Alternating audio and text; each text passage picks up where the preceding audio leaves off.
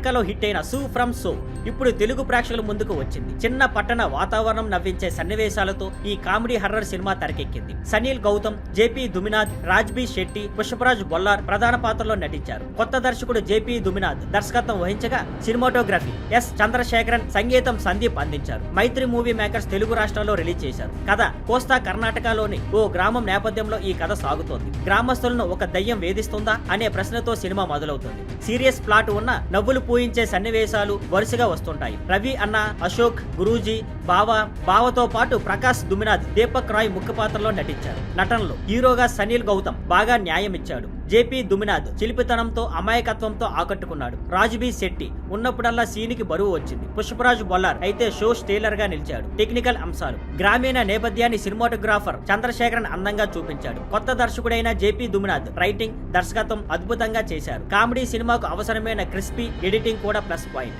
Positives, నటుల comedy timing, writing, Raj B Shetty presence, background score. Negatives, కొన్నిసార్లు కథ పక్కదారి పడుతుంది. మహిళా పాత్రలకు తక్కువ ప్రాధాన్యం. విశ్లేషణ, సినిమా ఆరంభంలో హర్రర్ సీన్ తో మొదలై తర్వాత గ్రామస్తుల మధ్య సాగే వినోదమే ప్రధానంగా ఉంటుంది. మీమ్స్ ఆధారంగా సినిమాలు వస్తున్న రోజుల్లో జేపీ దుమినాథ్ పాత పద్ధతిలో సిచ్యువేషనల్ కామెడీ తీసి నవ్వులు పోయించారు. చివర్లో ఓ విధవరాలి కథతో భావోద్వేగాన్ని మిళితం చేశారు. రాజ్బీ శెట్టి ఇలాంటి నిజాయితీ ఉన్న కథకి మద్దతు ఇవ్వడం అభినందనీయమే. చివర్లో మహిళా పాత్రలు మంచి ఇంపాక్ట్ ఇస్తాయి. తెలుగు డైలాగులు కూడా సహజంగా అనిపించాయి. తీర్పు, కుటుంబంతో గానీ ఫ్రెండ్స్ తో గానీ నవ్వులు పంచుకునే మంచి సిచ్యువేషన్ కామెడీ.